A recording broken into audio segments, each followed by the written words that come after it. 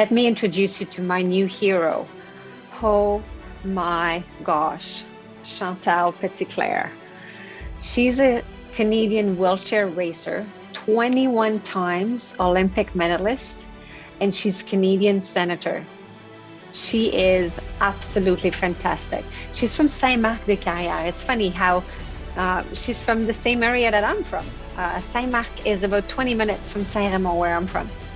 And she lost the use of both legs at 13 years old at a friend's farm. And Gaston Jacques, a high school phys ed teacher, had a decisive influence on her life. He taught her to swim 3 lunchtime a week, which got her fit and strong so she could live a more independent life and in a wheelchair, right? And it helped also for her to discover her competitive drive. Now, I won't read you her whole Wikipedia page, but wow, she's so impressive. So she's got at her first it was not her first Olympic, but the first 5 gold medals she got were at the 2004 Paralympics. She tied the existing gold medal record at a single game, either winter or summer. She had the existing Canadian gold medal record, and then she got another 5 gold in the 2008 Paralympics that again tied the record. And as of 2012, she holds 5 world records for wheelchair racing. And as of 2019, she's still the most gold medal female Paralympic athlete with 14 gold and 21 medals. It's so impressive. She hesitated after this long winning streak, chatting with her coach, am I going to go back to the next set of Olympics? And her coach looked at her and said, who are we kidding? Of course you're going to go, because nobody had ever done it 2 Olympics in a row to get 5 gold and do 5 gold again the next time. And then she said, someday someone will do it. Why not me? Someday someone will do it. Why not me? That's impressive. But I guess what impressed me the most with Chantal is her humility.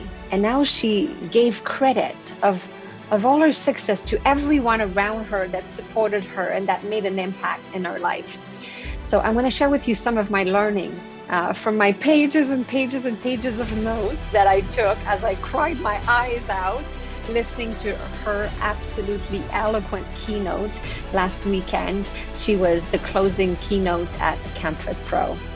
So Chantal said a few things that really resonated with me. She said, my means were very limited and my results were not conclusive at the beginning, but I had passion. So what is it that maybe you don't have the resources, maybe you don't have big results right now, but you have the passion? And she kept going. Of course, that was very powerful. Someday someone will do it. Why not me? Another thing that she said was, I was wondering, like, who had the power to make it happen? As one of her coach asked her, so who has the power to make this happen? And she said, I guess that'd be me. But she's so humble, right? Like, she presents everything in such an amazing way. She's absolutely adorable. And she looks absolutely fierce on that picture. But the way that she tells the story, I guess that would be me. Well, yes. What is your dream that you have? And who has the power to make it happen? I guess that would be you, right? I felt like she was telling me, well, Natalie, it's like she was just sitting with me in my living room talking to me when there was thousands of people listening. She said, it did not take me 16 seconds to win this medal when she was talking about her first goal. She said, it took me 20 years. And that's what happens whenever we get some awards or prizes, or we get to a milestone. It's not the actual thing that you just did that really counts. It's your whole past 20 years of working on it. So understanding that it takes time and we need to keep going and we need to keep at it. She also said, if I wanted to bring a medal home, no one would give it to me for free. I needed to work for it. How impressive is that? I needed to work for it. Nobody would give it to me for free. So are you working for your goal? Or are you waiting for people to find you or to discover you or to give you the recognition for free? Work for it, because Chantal certainly did. And then she said, there are some moments that you win with your head, your heart, and your gut. Because one of the race, she said, I knew this one would not be won with muscles. It would be won with my head, with my heart, with my gut. So sometimes it's not about the actual skills or the course or the diploma or whatever it is that you may have. Sometimes it's with your heart and with your gut that you will win something or that you will achieve your goal. She said that when they decided to go back to continue the gold medal streak, right? She said they analyzed every aspect of her performance. They look at every single detail and they try to improve every single little details in her life. And when you add up all these extra, that would make a big difference in the end.